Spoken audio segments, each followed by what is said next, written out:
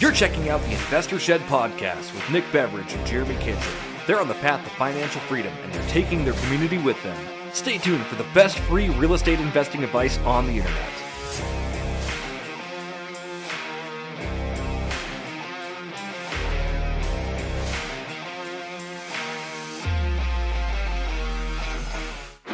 Welcome to the Investor Shed podcast. My name is Nick Beveridge. I'm here with my co-host, Jeremy, the Man Kitchen. How you doing, Jeremy? Nick, I'm doing so good. How are you doing today? Fantastic. It is Friday. I'm feeling good. I had a nice VR workout this morning. Nice. I'm feeling a little two-dimensional today, but after that podcast, boy, do I feel 3D. That's awesome. And speaking of VR, we have Matt Brunner on the episode today. Matt gives a lot of information. Super cool guy doing a lot of cool things, building and scaling businesses. He goes into how he's had successes and failures and flips. It's really great. It is especially good for the newbies out there. We talk a lot about advice for newer investors on fix and flips, scaling a business, all the good stuff. So you're not going to want to miss it. Check it out. It's actually just us. If you're watching the YouTube video, we totally tricked everybody. We pranked you. You thought we were two-dimensional. We're actually three-dimensional people. Weird. Weird. So what kind of food should people be grabbing for this episode, Nick? You know, I think if you can go to Wendy's real quick, order the $1 chili, see if they still put cheese in it or not. If they don't, bring it home, throw the cheese in there, enjoy. You're going to want to put it in the microwave before you do that. But yes, enjoy the episode. And enjoy your chili. All right, welcome back to the Investor Shed podcast. Matt and Jeremy. How you doing, Jeremy? Doing so good. How's it going today, Nick? Doing very good. Today we got Matt Brunner. Matt is taking Spokane by storm. You're mostly in the Spokane market, right? Yes, sir. All right, cool. Well, tell us a little bit about yourself. I know you briefly just before we started, you said you've been in the business about 4 years, but mostly active the last year or so has been mostly doing your own thing. But tell us how you got started in real estate and what that's been like. Yeah, man. So I got started in real estate April 2019. When I got first started in real estate, somebody gave a 22-year-old kid way too high of a credit card limit, and he took full advantage of it, right? So when I first got into real estate, I was heavy in debt, man. I'll be honest with you. It was about, in total, I think it was like $43,000 in debt, and I wish I could say it was good debt, right? I like to say 4 years ago, I was almost $50K in debt and depressed. Now I'm almost $2 million in debt and happier than ever, right? Oh, yeah. Weird concept to, think about, but yeah, so I was super in debt, tried to do the whole part-time job thing and sell real estate, and it worked a little bit. I was able to close a few deals in my first couple months, and then basically the broker owner at the time was like, how are you doing this? Like, what's going on? And Nick, you can probably talk to this. When you get your real estate license, everybody says all the material on the license doesn't matter. You won't use it day to day, all that good stuff. So instead of learning all that stuff, I just learned how to build a brand, how to build a business, all that good stuff. And that led to me like sales marketing, some marketing funnels. So essentially I just showed them the marketing funnels I was doing. And honestly, they were really dumb, but they were working. Yeah, it is. Oh, no, it is so funny. Like you just mentioned, if anyone's out there listening, they're thinking, man, if I could just go get my real estate license, I'll learn so much more about the business. And you will not learn anything but how to get your real estate license. That's pretty much all they teach you is like 6 weeks of these are the forms you have to fill out, and these are the times that you need to re-up your license. But they don't teach you barely anything you need to know about actually doing your job. They just talk to you about the fundamentals of real estate, what it is, and a whole bunch of jargon that you'll never really use, at least 90% of it.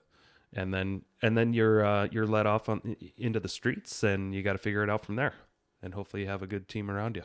Yeah, I call it the don't sue me class, because you just figure out how not to get sued. Exactly. Ideally. But yeah, I just built out a bunch of funnels. Literally, I just worked with the lender, and we poorly photoshopped like different duos throughout like TV shows and stuff like that on top of our faces. So we did like Jim and Dwight, SpongeBob and Patrick, Steph Curry, Klay Thompson, Ricky Bobby, and Cal Newport, whatever his name, I can't remember. And yeah, people just vibed with it. We picked up a couple of clients, and then basically the owner was like, "Hey, can you come do that for the brokerage? Quit your part-time job and come work for me." And I was like, "Absolutely." You know, this guy was fixing houses. He had a wholesaling team, real estate brokerage, all that good stuff. So what was supposed to be part-time turned into full-time plus some. And then you know, through that I got introduced to running the brokerage, you know, recruiting agents, training agents, all that good stuff, and eventually real estate investing, right? Yeah. So what did you initially get hired on for? Literally just like part-time marketing help is like what it was supposed to be, right? And then I'm kind of like 100% or nothing, so I can't really do the bare minimum in anything. So essentially that small time position turned into, you know, we started trying to build his personal brand more. We started building the brokerage's brand more. At one point we launched a marketing company where we helped our agents like build their brands and all that good stuff too. It was called Ridiculous Pineapple, which is the most ridiculous name ever, but it worked out. But yeah, and then through that, you know, eventually got into more of the real estate investing side of things. Got introduced to his wholesaling company for the same reason, just, hey, can you help with the marketing here? And I was like, absolutely. And then marketing turned into dispositions role, so selling the, you know, properties to investors from like a wholesale contract. And then, you know, just one day I walked up to the owner of that company and I was like, hey, like, I'm better at the day-to-day like leadership and operations and whatnot than you. You're really busy with the fix and flip stuff. Can I take on a bigger role? And, you know, he was more than happy to give me that.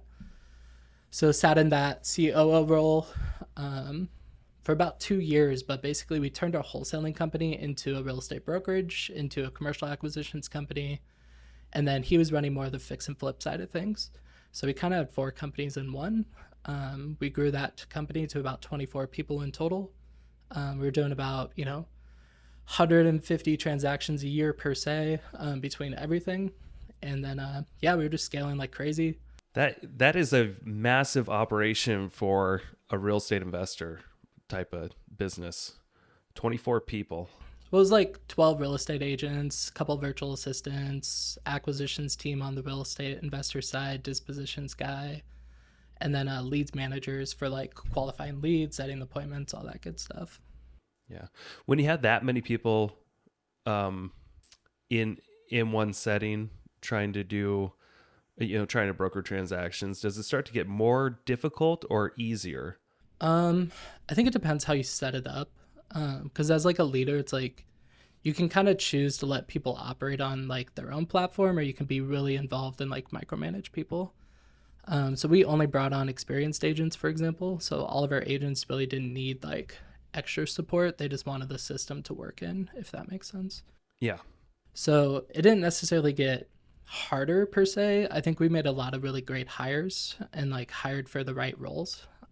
So as soon as transactions got too crazy, we hired a transaction coordinator. As soon as lead flow got too crazy, we hired a leads manager, and so on and so on. So I think we did a really good job at hiring to make it not harder. Okay. So at what point did you decide to go off on your own? And or did you jump to a different company after this one? Yeah, so I've been blessed to do a bunch of like sales coaching. So Steve Trang, Tim Bratz, Matt Larson, all those guys. And through that, I met this guy who owned a wholesaling company in New York. You know, him and I connected, and he was like, "Hey, I actually have a job." So that company in New York ran over there.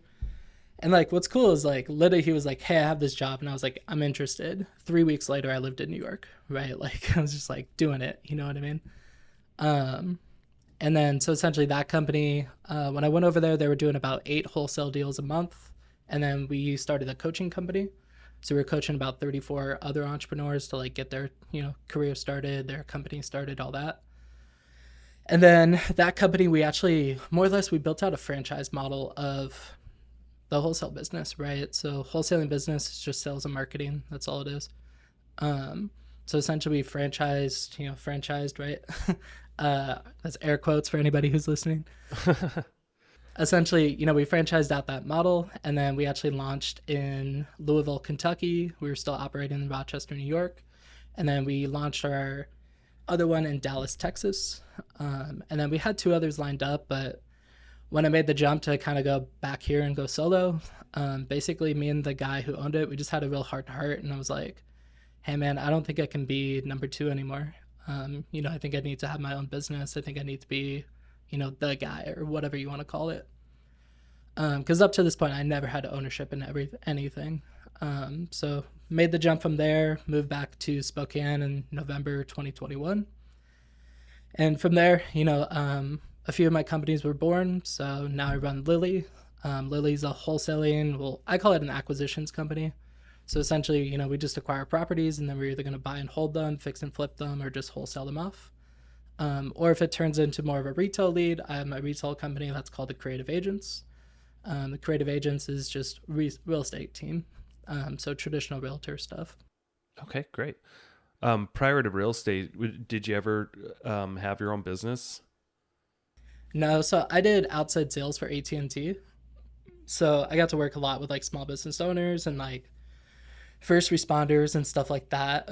So I've always kind of been around the small business world, but never. I always kind of told myself though, like I remember growing up, I was like, I'm gonna own my own business or I'm gonna go into real estate. But honestly, I thought real estate was the cream of the crop salespeople. I thought like you excelled into real estate, right? I wanted to be the best salesperson ever.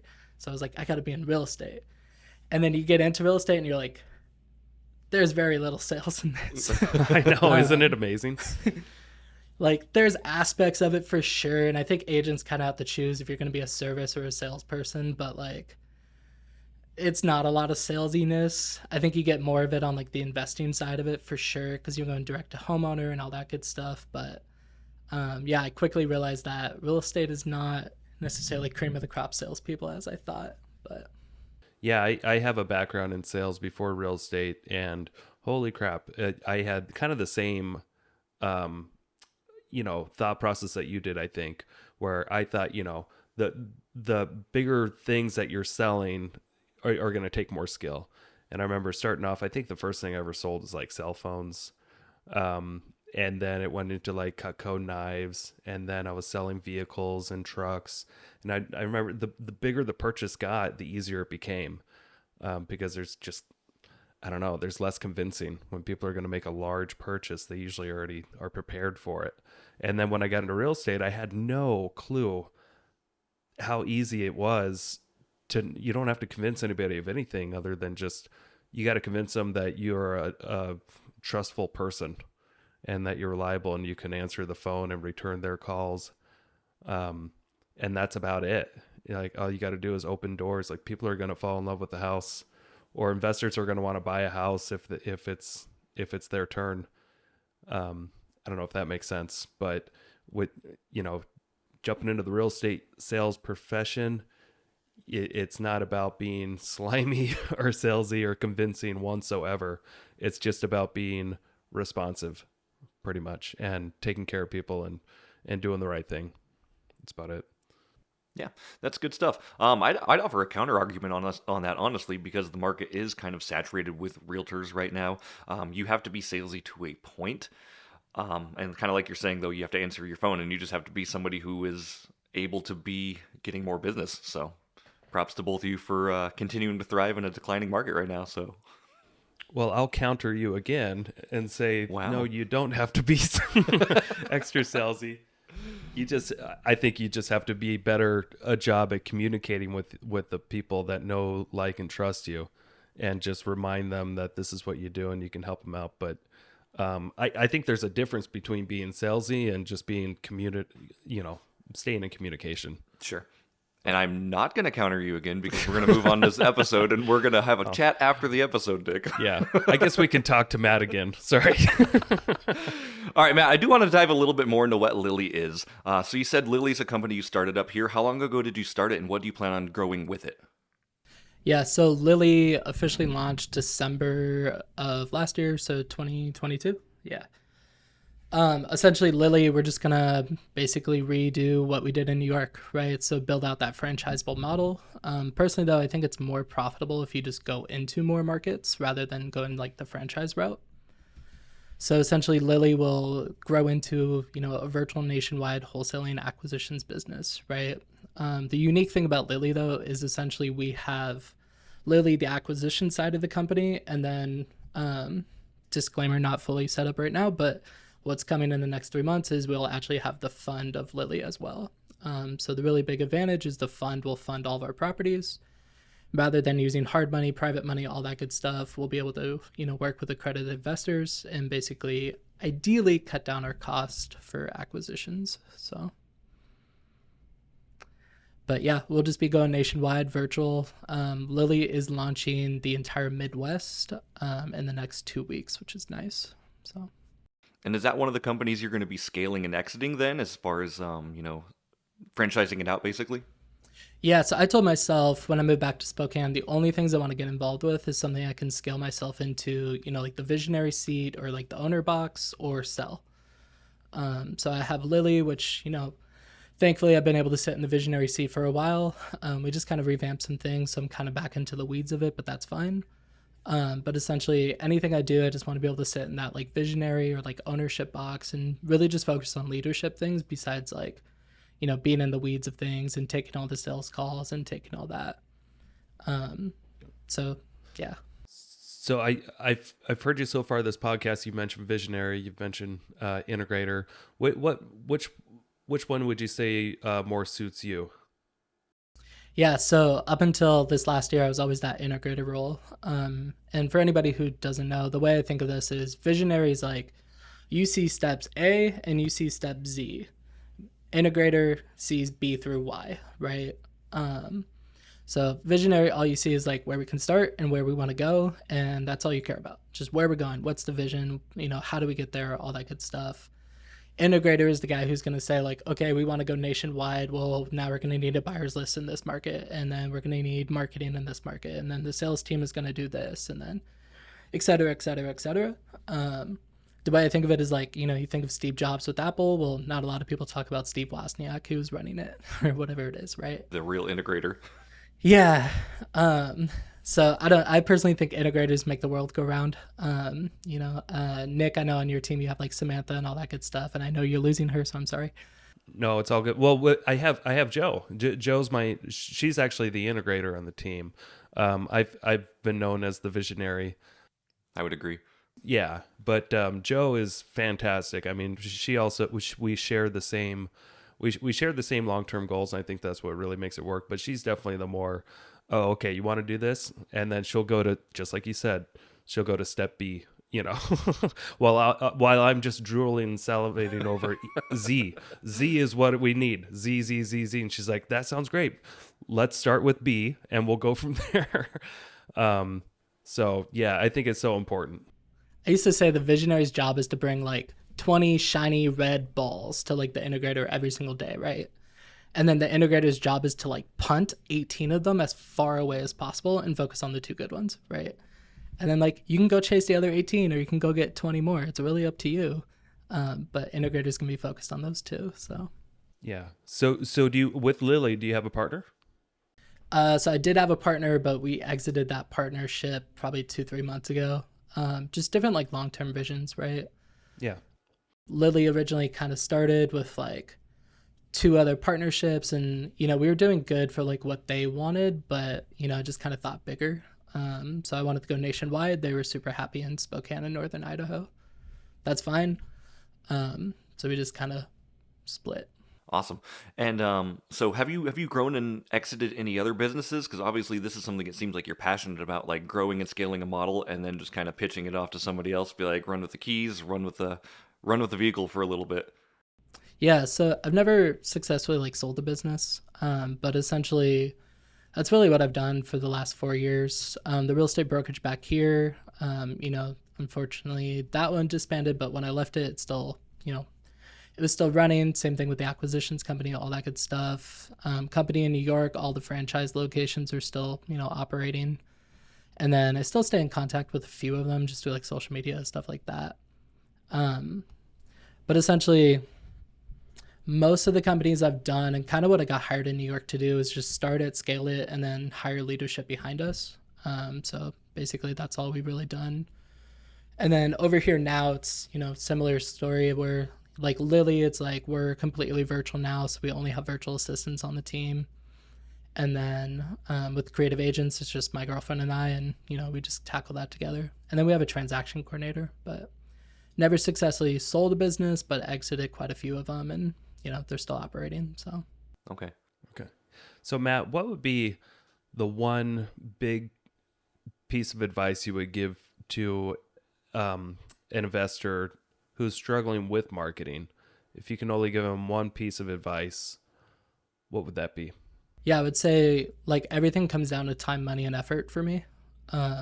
So there's some marketing companies, or I guess channels, that it takes less effort, but it takes more money, right? Or it takes less time, but it takes more money. So it's like if you have a crap ton of money to invest in things, maybe you should do something like direct mail or Google PPC, right?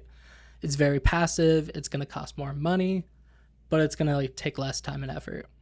But on the flip side, if you have a ton of time and effort, but not a ton of money, maybe you want to look into something like mass texting, mass cold calling. That's going to cost you less money, but it's going to take more of your time and effort. Things like door knocking, you can go get for free. Things like posting in Facebook groups, you can get for free. Going to RIAs, going to networking events, whatever it is. I get a lot of my deals now just from networking. So just knowing the right people and, answering their call when they call and know that they got a deal for me. So Is there a healthy blend of the two?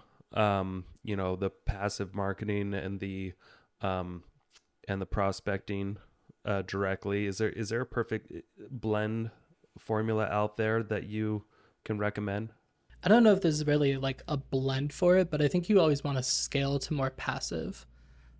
Just because like they have like higher conversion rates too. So like texting, I can tell you like texting, we close like 1 in every like 49 leads. So it's like that takes a lot of leads. That takes a lot of effort to get there. Whereas Google PPC, we might close 1 in every 7. So it's like we get less of them, but we close more. So I think it's not really like a necessarily blend. You talk to some of the local guys here and they're just doing anything and everything, which is great. But I think it's more scaling to like just how do you want your company to run? So like for me, it's like I don't have the time to sit there and mass text, mass cold call. So I'd rather just do passive things like direct mail and PPC and stuff like that. Why do you think that Google PPC, am I saying that right? Yep. Pay-per-click. Pay-per-click. Why do you think that has such a better effect? 1 in 7 versus 1 in 49. Yeah, I think it's the intent behind it, right? They're searching for an answer rather than like a mass text message. They're just getting a random text. And it's really surprising how much info people will give you through text messages for somebody who they never met, but besides the point. I think it all goes back to the intent, right? So somebody is searching how to sell my house that I inherited or whatever keywords there are, right? So it's very intentional on their behalf, and then they're looking for a solution to their problem. Whereas like texting, you're trying to figure out if they have a problem you can solve. Okay. So I think what everybody really wants to know is when you text that many people, how many are responding like nude pictures of themselves? Less than 1%. So there is a percentage. I don't know if we've gotten like a nude picture, but we've definitely like gotten some funny stuff. And like, I'm the worst too, because I'm like, dude, if somebody's an asshole to you, excuse my French, like, do it right back. Like, it's okay. Yeah, no cussing on this podcast, please. I'm joking. Just say whatever you want. But yeah, so I mean, we definitely get the people that are jerks back, and we'll do it right back to them, which maybe we pushed out a little too far sometimes, but I think it's fun. So I don't know. I heard when we went to the Coeur d'Alene REI Summit or whatever, there was Claude Diamond there. He's a sales and marketing professional. He says, when you're doing these cold calling things and somebody hits you with something, just hit them back because they're not going to be a customer at that point anyway, right? They're already so far uninterested in your product. Like, have a little bit of fun with them. I do want to talk real quick about your mastermind, Matt. Obviously, you started a mastermind recently. Can you tell us about what you're doing with that? Yeah, for sure. So I mean, so Rachel, girlfriend, partner in creative agents, she helped a guy named Mo buy his first duplex, right? Essentially Mo is going to live in one side, rent the other side and like rent out the other side. He's going to live for like a couple $100 a month, right? And then it just kind of got me thinking, like, how many Mo's are out there? Like, are there Mo's, right? And essentially from there, we were just thinking, we're like, okay, how could we reach them? So I literally just put it on Facebook. I was like, hey, I have this idea. I want to help 10 to 15 investors buy their first rental property or their next rental property. And I want to help them buy one rental every single year, right? For the next 5 years, whatever it is. And then, so we just put it out on Facebook, and surprisingly, we got 60-ish people interested. A lot of people are in the real estate industry. And I'll be honest with you, the reason why we started the Investor Mastermind is to get real estate clients, right? So having realtors in it didn't necessarily make a lot of sense. But so we just put it out there. We were like, hey, we want to help one investor, or we want to help 10 to 15 investors buy one rental a year. From that, I just kind of like looked at my business and I was like, okay, what is everything somebody would need? And then we just reconstructed the BRRRR model. And then we just broke it down into a 6-week mastermind of every single step of the BRRRR model. We added one, which was like taxes and finances and stuff like that. But essentially from there, we just broke it down because you guys both know this, like just financing on a property is more than a 20-minute conversation. You know, hard money lending is like a whole conversation in itself. So we broke it down into 6 weeks, about an hour and a half to 2 hours per week. And then I just brought in everybody in my network that helps me do what I do. So the first week we talked about how to calculate good deals and how to make sure that they're good deals. So I pulled up my calculator and all that good stuff and showed people how we calculate deals. The next week was all about how to finance your deals. So I brought in my preferred lender, my preferred hard money lender, and then another lender for like DSCR loan products. And it's kind of like the whole who, not how principle, right? Like I can't talk to hard money lending as much as my hard money lender. So I just let him do it. There you go. The week after that, we talked about how to rehab a property. So I brought in, one of my mentors, like a local investor. I brought in my personal general contractor, and then I brought in like a tradesman, so a plumber. And same thing, they just gave a 10-15 minute spiel about like, what do they look for in a property? What is the most expensive fees that they're coming up with? What do they avoid in properties? Or like, if you're going to flip a house versus keep it as a rental, like very different things, right? So we just kind of like distinguished all those. From there, we went into, managing the property. So I had my personal property manager come in, both long-term and short-term rentals. And then we talked about taxes and finances. And then the last week we talked about how to, repeat the process. So I brought in some local guys, Mike DeHaan with INW Properties, Steve Jones. And then we had a couple other guys that they just shared their story, right? They're like, hey, I was in your shoes. Like I started going to these masterminds. I started with one property. And, some of those guys are at 50 plus units in the last 3 years.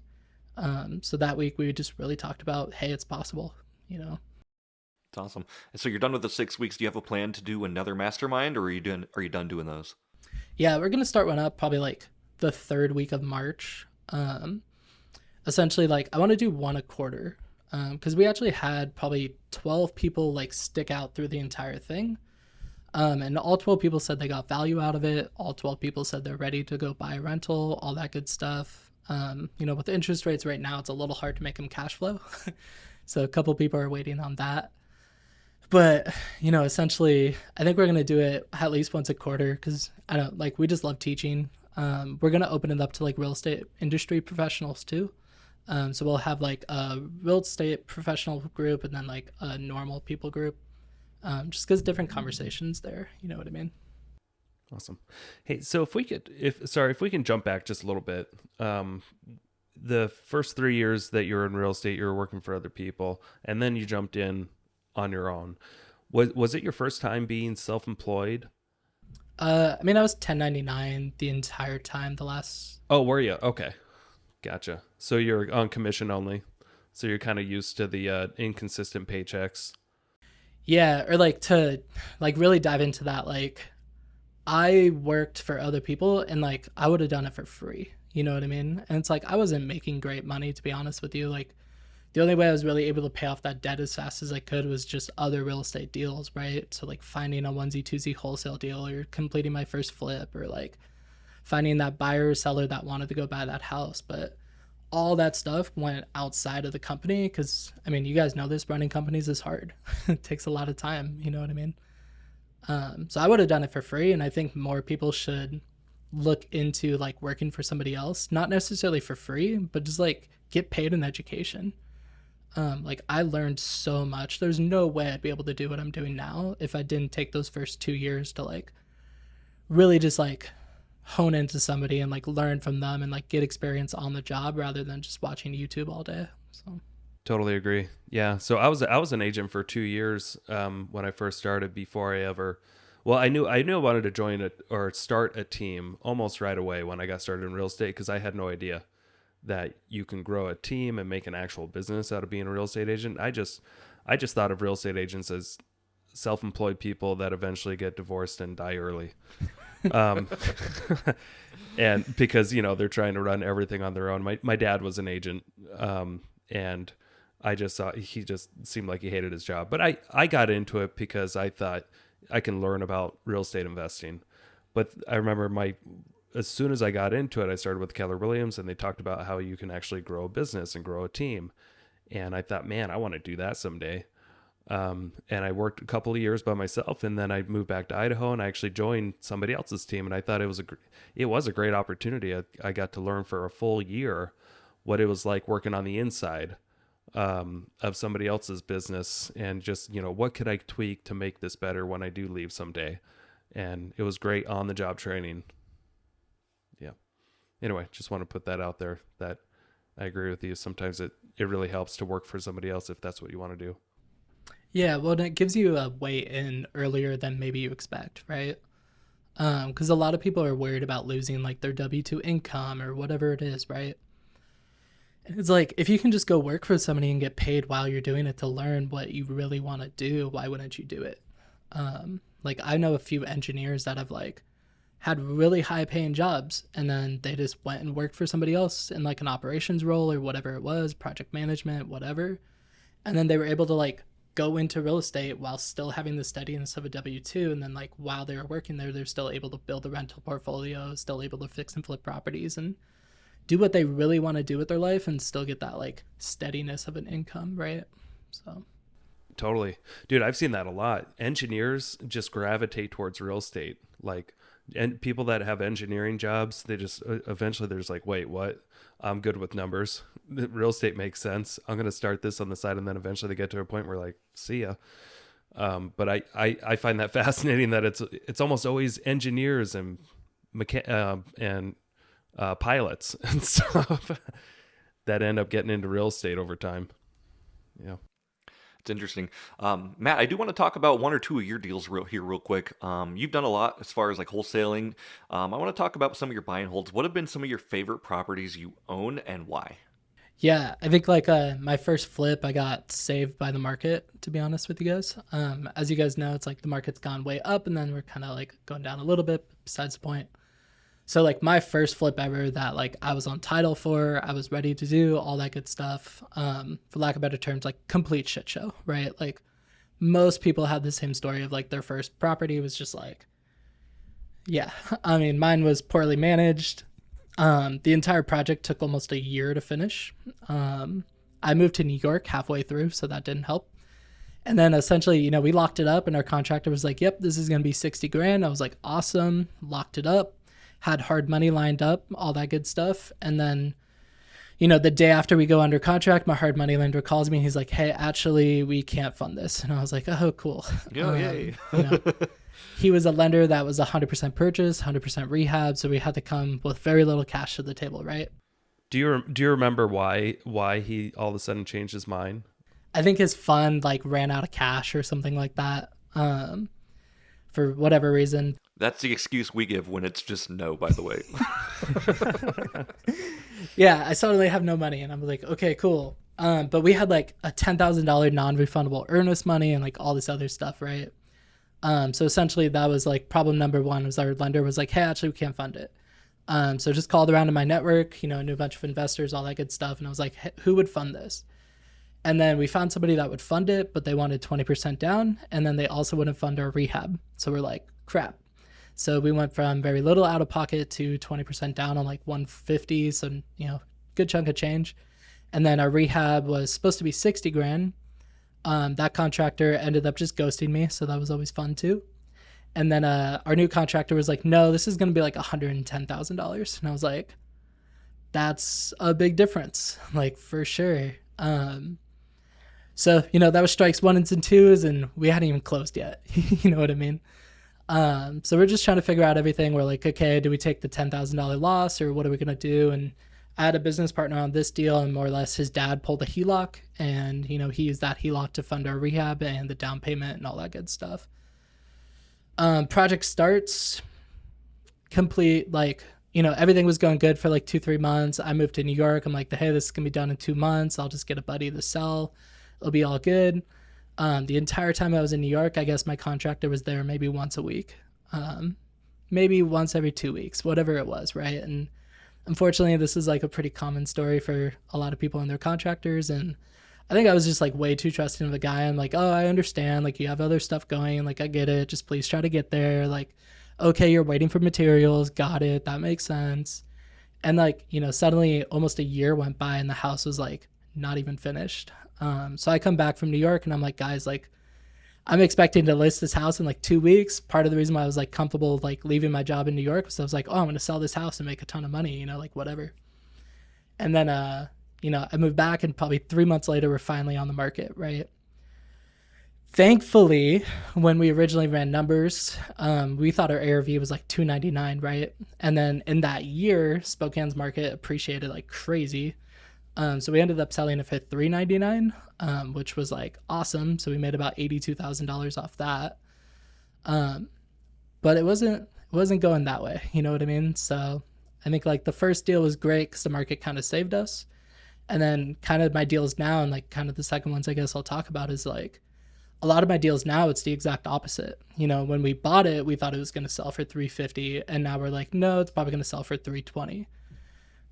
So I think I'm stuck in like a lot of places like other investors right now. It's like when we bought it, we thought it'd be worth way more. Thankfully, we bought ours deep enough to the point where we're not upside down or anything like that. But yeah, I'd say that's like the second deal. There's just buying them with the expectation to sell it for higher, and then today's market is just not reflecting that. So we've just kind of pivoted those into basically we're just refinancing them, and then we're pulling a HELOC as immediately when we can, just to try to get some more cash out, and then essentially we're just going to go buy more properties. So I love it. Oh, I was just gonna say you're not alone in the house flipping not going correctly 100%. club. yeah, I talked to a lot of investors, and there's a lot of people out there that are same situation. We should start a support group for investors who are maybe upside down right now. Yeah, I think that's called the suicide hotline. Yeah, yeah. I think the public out there has this big distortion of what actually happened the last couple of years. They just think anyone who was invested in real estate just made it big. But really, if you're flipping houses or building, it was such a nightmare because just like you said, waiting on materials, couldn't get a contractor. Everybody's too busy, way too busy. They're getting, phone calls every 20 minutes from potential new clients, and nobody can stay focused. And then before you know it, a year goes by. I know that feeling too. A year goes by, and holding costs on, short-term flips, not very cheap. And you can spend as much on, hard money after a year as you would the whole renovation. So you're not the only one. I've definitely gone through it. And it's not fun, but you learn a lot.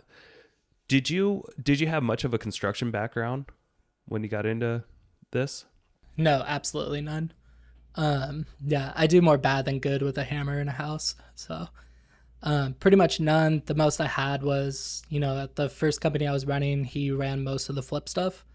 So maybe like once or twice a month, I would try to like just hop in his truck and just follow him around to all the properties and all that good stuff. So, but I just rely heavily on my GCs and my contractors now. Where I'm like, I don't know why this is a problem. Just tell me it's a problem and like how to fix it.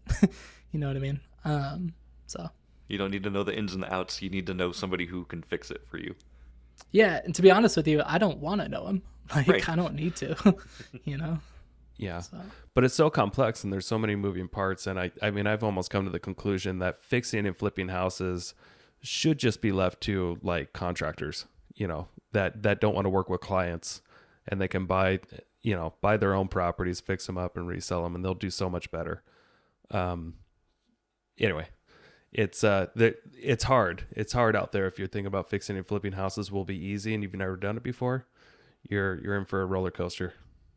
I'd say it's even hard right now to get rentals, honestly, with again insurance or interest rates being as high as they are, and cash prices, house prices being as high as they are as well. It's hard to make numbers work for a rental unless you're putting like 200,000 down on something, 50% down, so you're making cash flow just off how much you put down.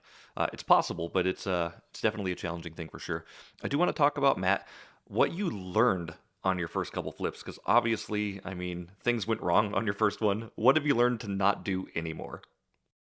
Yeah, I think so I think there's like three main problems that you have to solve. So there's deals, capital, and contractors. So I was really good at finding the deals, really good at vetting the deals, all that good stuff. But where I lacked was like finding the right capital and finding the right contractors. As Nick was just saying, I also agree. I think like the best flippers ever would be contractors that turn into flippers, not the opposite. But yeah, I think like the biggest lessons I learned was just like managing contractors, and like cash flow or not cash flow management, but like just like cash management, like understanding like how much money you have, how much money you're going to need to put in, how much money you're like, you always want to have 6 months reserves, all that good stuff. But like just understanding like how to manage your cash is tricky, especially like when you get paid from the flip, you're like, oh, cool, I just made 40 grand. But it's like, now you're like, you can't immediately go put 40 grand into the next property because then you just made zero. You know what I mean? But so yeah, I think like cash management is like a huge lesson I've learned as far as like just how to budget your money, how to like make sure you're paying yourself, but then also like keeping some in the operating account to go find the next deal or finance the next deal, all that good stuff. And then just managing contractors. One of my like favorite investors to work with, he just says his job is he's a professional babysitter. So he's just constantly going to job, which nobody like wants to be micromanaged. Don't get me wrong. And like I feel like everybody kind of has this bad connotation like attached to contractors. Most contractors are good, but if you let the like kind of bad ones slide by, your project gets delayed after delay after delay. And like Nick said, holding costs aren't fun. So biggest lessons I learned is just how to manage your cash and then how to just manage people. So Yeah. We actually at our REI once, this was already a few years ago, but we had a contractor, a really higher end contractor come and speak, and he was phenomenal, and he had some great statistics for us. One of the statistics I remember clearly was he said over 90% of the contractors out there are felons, because it's the easiest job to get when you come out of jail or prison, because you could just jump right onto a job site and start working. And you do have to babysit these people sometimes. And and the really good ones are typically not working on fix and flips. They're working on higher end homes. And that's just the truth. But unfortunately, there are a lot of good contractors out there. They're just hard to find because they're busy. So if you are fixing and flipping homes and you're new at it, hopefully your dad's really handy, or you have a good plan for a good contractor at an affordable rate. Nick, I know you run a construction company as well. Do you have any advice for anyone else kind of just looking out for contractors? Because I think this is a big thing for a lot of newer investors, finding that contractor piece. Yeah. Well, you know what? I think the best advice I can give is don't take on a fix and flip unless you have time to give it your full time attention, at least 4 hours a day, because I think you need to be the person that is on the job site constantly asking what's needed now, and you need to be running to the store and coming back. And I think, if you're new at this, you should be on the job site every day. That's my advice, and that's strictly for newbies. That way they have a good understanding what all is needed, so that they don't, because also contractors kind of get a bad rep sometimes when they are just doing their job, but you can't see everything they're doing. Sometimes it'll take 4 hours to install a door because it's a house from 1920, and it just takes a lot of time to do that. And you may come in and you're furious. You're like, nothing's gotten done. I don't see anything done, and I'm going to fire this guy. And when he was just working, he was doing exactly what he should have done. So it's hard because you don't know what you don't know. And we're all just people. And when you're fixing and flipping properties, you don't know what's going on unless you're there. That's right. That's all I got to say. Yeah. You have anything to add on that, Matt?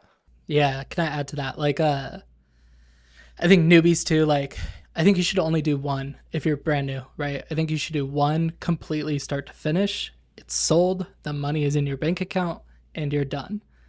I see a lot of newbies because it's so sexy to say like, oh, I got 5 flips going, right? It's so much harder to do 5 if it's like your first time going through, especially like Nick was saying, if you don't even know what to look for, like it's so much harder, but it's so sexy to say like, oh, I want to have 5 flips going, whatever. But just like delay your gratification, do your first one, do it completely start to finish. Because I see a lot of investors that say, okay, I'm in escrow, I have sold my flip, let me go buy another one, whatever it is. And then something happens in escrow, and now suddenly you have 2 holding costs, or you were thinking you were going to pay for your next investment from the first one, or whatever it is, right? So it's like, I would add like, please just do one, finish the one, and then go on to the next one and kind of decide from there. Because I see a lot of people, like scaling is fun, right? Don't get me wrong. Like I love having 6 flips going right now. Like I love it, whatever. But like if that was my first one and I was doing 5 others, I couldn't even imagine. It would be insane. So Yeah, and something that might, when you do buy too much, something that used to be fun for me was flipping houses. But then when you're doing 20 or so at a time, it becomes not fun. And then you end up resetting everything. So, too much of everything is bad. You could drink too much water and you can die. So don't, for the newbies out there, yeah, don't buy more than one fix and flip if it's your first. yeah. And then the second thing I would add for like a newbie is kind of back to like the time, money, and effort situation, right? It's like if you want to do your first one and partner, like there's nothing wrong with that. If you have the deal and you just need money, go find the money, right? Like I see this in the Facebook groups all the time of people like, oh, I want to do my first one, but I don't know where to start. And it's like, well, you can't really like steer the ship if you don't know where it's going, right? Or like if you don't have anything to steer. So I see a lot of people that are like, where do I get started? How do I get my first deal? How do I do this? And it's like, go find the deal and then go find somebody to help you with it, or vice versa. Find somebody with a deal and see if you can help with it. If somebody's bringing all the money, then you're going to put in all the time and effort, whatever it is. Like Nick said, it's like you have to be there 4 hours a day. I can tell you most experienced investors don't have that time, and they'd be more than happy to pay somebody to take over. So It's good stuff. Speaking of your deals too, though, what do you look for in a deal going forward in this market? Like, how are you going to be finding your deals, and how are you going to be presenting them and trying to execute on them? yeah, so I used to be the guy, I'll buy anything and everything, right? Like if it pencils, I'm all for it. Now that market kind of shifted, really what I look for is like a 2-bed, 1-bath with an unfinished basement that I can make a 3-2 or 4-2.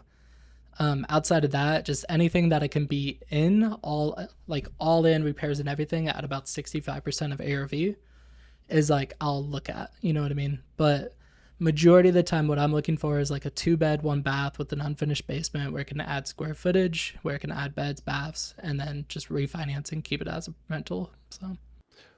So can you expand a little bit on why you decided to narrow your criteria to just that? Yeah, for sure. So before, what we did is if we could make 50 grand on flip, we would do it. Quickly, what we realized is like 50 turns into 35, turns into 25, turns into 15, and suddenly your profit is gone, right? Yeah. Jeremy and I were just talking this morning, just before our podcast, but we were looking at a at a flip that we have going on in Priest River, and budget started off at 45, and we're at 92,000 now. Yep. Yeah, it's just There's no way out but forward, though. Like, we just got to push through it. Like, if we don't do anything, we're going to lose even more. So you just got to push through the shit sometimes. Yeah, absolutely. but budgets don't really necessarily go down. They tend to only go up like inflation. Right. I've Yeah, never heard or- anyone say, like, oh, I'm like 30 grand under budget. Wow. It doesn't happen. Or you can't manifest ARVs, right? So it's like, but yeah, so that's really what flipped for me was, before we just went off total profit at the end of it. And now we're like, no, we need 2 exit strategies. So if we can flip it, that's great. But like bare minimum, we need to be able to refi, keep it as a rental, all that good stuff. Awesome. I have to talk to you after the episode too. I heard back from our hard money lender, so we'll talk here in a minute too. So, what's your 5-year plan going forward though, Matt? Like, where do you see yourself? Where do you see Lily, creative agents going? Like, what's your goal here in the next 5 years? Yeah, so right now Lily's mainly in Spokane County, a little bit of northern Idaho, sorry. And then we're launching the entire Midwest, more or less just to acquire rentals over there, right? So we'll start up all of our marketing there, and then really just like same buy box, right? Like something where we can add square footage, something where we can just wholesale off whatever it's going to be. And then from there, using Keller Williams expansion model, basically creative agents will just follow Lily. So we generate so many leads just for the retail team as far as like Lily goes. So basically, we'll just use the KDub's expansion model, put a creative agent brand everywhere that Lily is, and then they'll just kind of work in cohesion. So next 5 years, 30 plus markets for sure. Love it. So I'd like to ask you a little bit about Keller Williams, because I know if you were to take a knife and cut my arm open, I would bleed red Keller Williams logos. So I've been a fan for a while, but tell me, why did you choose Keller Williams, and why and what do you think this brokerage has over the competition? Yeah, so it came down to a few things, right? So one of them was at my previous place, I couldn't list my own flips. So if I do 30 flips a year, let's say I pay a buddy 1% on each of those, it's like $90,000 to my bottom line. So that was a huge advantage of coming to Keller Williams, is I could list my own flips. The other advantages is like KDub has so many trainings, so many like masterminds, so many additional things that they do that we can provide to our agents without like having to provide more ourselves, if that makes sense. Like they can just also, buy into KDub. And then the last thing, like Keller has like heavy hitters, man. Like I feel like a lot of them aren't necessarily like the social media influencers you see or whatever, right? But there's a lot of 10 million plus performers at Keller Williams. So we just really wanted to buy into that. And then the last thing is that expansion model. So we were considering like so like a cloud-based brokerage where we can just also plug and play into other systems. But you have to be licensed, you have to join like all that good stuff. Whereas with KDub's expansion model, I don't have to be licensed in Ohio for our Ohio branch. Same thing with Memphis, same thing with everything else. So it just kind of fit in with like long-term vision. Yeah. What I love about Keller Williams is that they take like the traditional role of like a self-employed person, but they try to really encourage and show you how to be a business owner and how to leverage and how to grow teams and systems. And that's why I really love working where I am, because and then all of a sudden you're like you said, they've got heavy hitters. In my office, there's a lot of guys that you wouldn't know their name, but boy, are they wealthy and they know what they're doing. And it's great to just have those people right down the hallway that you can bounce questions off of. Absolutely. That's good stuff. So we are getting close to the winding down portion of the episode here. Nick, do you have anything to add before we kind of get into that? No, I just love that Matt's at Keller Williams, and I'm gonna try to cool down here. All right, cool down there. I'll start asking a couple questions. So, Matt, we kind of run down the episode with just a few predetermined questions. The first one is, if you had a business or investing book that you recommend every single investor read, what would it be? I'd say like business wise, anything by Gino Wickman. So Traction, Rocket Fuel, What the Heck is EOS? What the Heck is EOS is literally just you put your business on paper. So it walks through like what are your core values, like what is your 5-year target, your 3-year target, your 90-day target, all that good stuff. It's like 160 pages. I truly think anybody can read it in a weekend and like actually do it. Like so many people like read books and then like they don't do like any of it, right? Or like every single flip I do, I put like a neighborhood library, which you can kind of see one of them right there.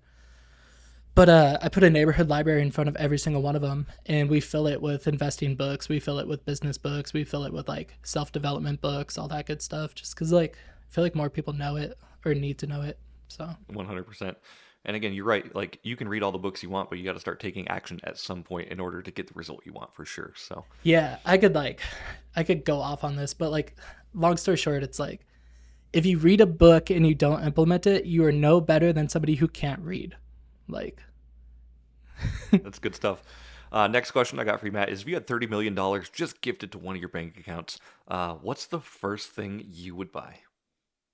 legal documents to start a fund. And then I would just create the fund and, just probably start acquiring multifamily, start acquiring all that good stuff. Put yourself into some big syndications and get some big deals going. I like it. I know you and Nick both kind of talked on this as well, but what advice would you give to newer investors looking for their first or second deal? Like I said, I know you guys talked about that a little bit, but is there anything else you'd like to add? To like recap it, I would just say like, don't be afraid to partner up. Don't be afraid to like work for somebody else. Get paid to learn whatever it is. And then just do one, right? Like just get started. I feel like everybody gets lost in this like, oh, I want to do 10 a month or I want to do 50 a year or whatever it is. And like, that's fun, like whatever, but just do one, right? Like just finish it. I would say that would be my advice. Nice. And how would you define success? Success is relative, right? So I think it's different for everybody, but I think it goes back to like a lot of the things you read in the books, right? It's like, I want freedom of time. I want freedom of money. I want freedom. And I think like freedom really is like the key word. So just being able to wake up and choose what you want to do, go where you want to go. That's how I would define success, is just being able to choose my life. So good stuff. One final question for you, Matt. When you're not investing or working on scaling and exiting businesses and kicking ass in the real estate market, what are you doing with your free time? What's free time? What is free time? I don't know. Like I said, I have a few like hobby companies that are just like fun to scale. Like, so I'm building like a recruiting platform for like real estate agents. So that's fun. Because I've never done like tech before, right? So it's like cool to like learn about that type of stuff. And then outside of that, man, like if anybody wants to play Fortnite, I'm always down. Stuff like that. So I don't know, like my girlfriend's in real estate too, so it's kind of hard to like ever turn it off. But I don't know, man, golf, Fortnite, build other companies, stuff like that. I love it. And where can people find out more about you if they want to get more in contact with you? Yeah. I try to use my Facebook like Kanye West uses Twitter. So feel free to add me on Facebook. It's just Matt Brunner. I know we'll probably put that in the show notes too. But yeah, that's the best way. I'm super active on there. Feel free to call me, text me, whatever. Awesome. Nick, any final thoughts before we start closing this out? Just want to thank you for being here. Your information is great. Can't wait to see where you go these next few years. And hopefully we'll be able to do some business here soon together. Thank you. Yes, sir. Appreciate you guys. Awesome. Well, until next time, we'll see you all later. Enjoy. Bye. Bye. Thank you so much for checking out the Investor Shed podcast. If you enjoyed your time, make sure to leave a 5-star rating and review on Apple Podcasts and Spotify. Follow along on YouTube, TikTok, and Instagram at The Investor Shed for shorts and promos about each episode. Do you want to be a guest or know someone who has great real estate investing advice and stories? Reach out to us at theinvestorshed@gmail.com.